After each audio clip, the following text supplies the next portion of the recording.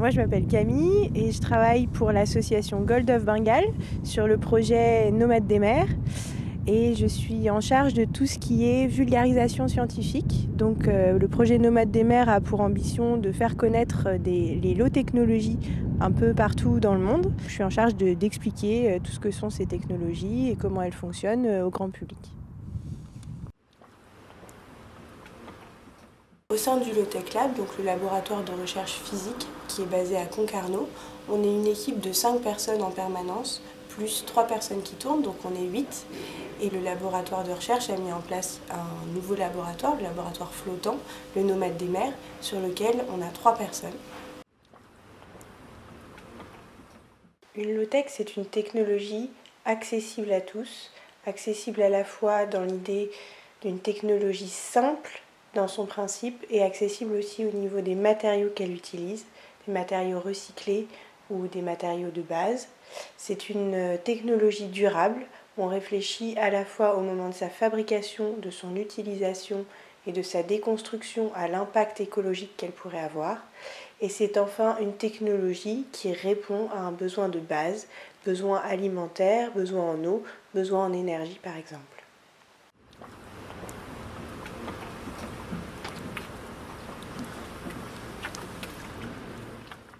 Alors l'idée c'est que le porteur de notre projet, qui s'appelle Corentin, en fait tous les matins en allant sur son chantier, il passait par un champ de fibres de jute et il s'est dit c'est une industrie énorme au Bangladesh, le jute, et c'est une industrie qui est un peu en train de péricliter parce que personne n'utilise plus de jute. Alors pourquoi on n'essayerait pas, au lieu d'utiliser des matériaux qui impactent énormément l'environnement et qui sont importés jusqu'au Bangladesh, comme la fibre de verre, par de la fibre de jute. Et donc il a construit son premier bateau qui s'appelle Taratari, qui est 40% fibre de jute. Et pour prouver qu'il était résistant, il est revenu jusqu'en France, depuis le Bangladesh, tout seul sur son petit bateau. Et quand il est revenu en France, le projet a un peu fait parler de lui et il a pu retourner au Bangladesh, ouvrir un laboratoire de recherche et développement sur la fibre de jute.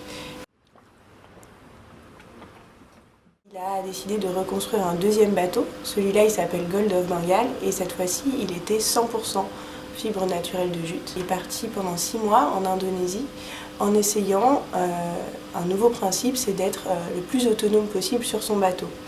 Alors il a embarqué quelques petits systèmes simples, un dessalinisateur d'eau, un petit réchaud à économie de bois, 2 poules et puis des plants de patates.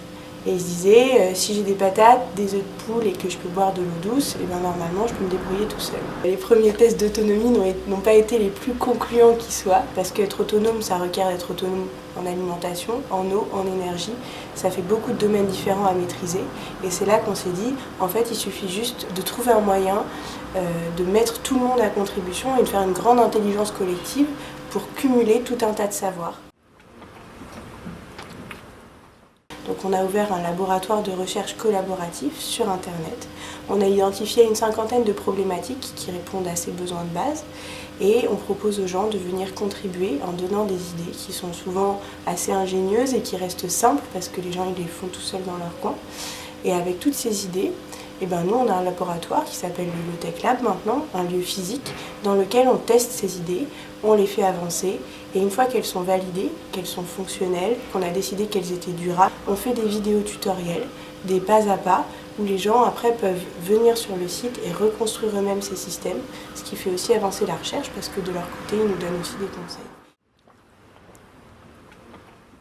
Quand on développe une technique, en général, une industrie dépose un brevet pour que personne ne puisse réutiliser cette technique particulière et qu'il n'y ait que l'entreprise qui puisse la commercialiser. Ça évite la concurrence. Et nous, on fait l'inverse, c'est-à-dire qu'on développe une technologie et on ouvre à tout le monde la possibilité de s'approprier ce savoir. Donc personne ne peut déposer de brevet dessus, chacun peut l'utiliser. C'est ce qu'on appelle l'open source.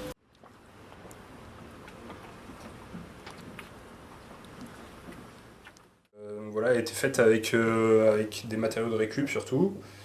Alors ça c'est le rotor. Il a été fait donc, en partie avec un moyeu de voiture et un disque d'acier récupéré chez un ferrailleur. Le stator il a été fait, les bobines de cuivre ont été faites avec du fil de cuivre récupéré chez un réparateur de moteur. pour créer du courant à partir du champ magnétique qui va se créer en tournant les aimants autour des bobines. Alors ça c'est le plus petit modèle qui a été fait par Pigot pour produire en puissance nominale 200 watts. Donc il faut un vent à 60 km/h pour avoir la puissance nominale, quoi. Voilà. Et ce serait donc pour mettre sur une éolienne avec un diamètre de pale d'1,20 m. Alors le bateau est parti le 23 février de Concarneau. Le bateau a traversé le golfe de Gascogne jusqu'à Casablanca au Maroc, où ça a été l'occasion pour l'équipage de rencontrer les collaborateurs de Schneider Electric, dont la fondation est un des mécènes principaux du projet. Le bateau a ensuite poursuivi sa route jusqu'à Agadir, qui était l'arrêt principal donc, de l'escale au Maroc. On a rencontré un expert local de la désalinisation qui s'appelle Mehdi Berrada, qui a développé une centrale de désalinisation solaire. Et on a fabriqué avec lui un désalinisateur solaire low-tech. Donc le prototype a une surface à peu près d'1 mètre carré et permet de produire jusqu'à 5 litres d'eau potable par jour. Ensuite, ils vont aller un peu plus au sud du Sénégal, dans la région de Kaolack. Et donc là, ils vont travailler sur le charbon vert, donc avec une ONG qui s'appelle Nebede, qui développe justement le charbon vert dans cette région du Sénégal. Après le Sénégal, donc après fin mai, ils vont prendre la route pour le Cap Vert. Et au Cap Vert, ils vont étudier plus précisément l'hydroponie. Alors Econave nous donne la possibilité d'intervenir sur une journée, ce sera le 30 mai. Et pendant cette journée-là, on va projeter un film qui s'appelle Nomades des mers, qui retrace la première expédition qu'on a faite autour des low technologies. Et on organisera des conférences et débats autour de ce sujet, le sujet des low tech et de comment vivre aujourd'hui dans un environnement peut-être plus simple, plus responsable, plus éco-responsable. Et puis on aura aussi l'occasion d'organiser des activités avec des enfants pour leur expliquer ce que c'est que des low technologies, comment elles fonctionnent et peut-être les sensibiliser à un sujet qui n'est pas forcément connu du grand public.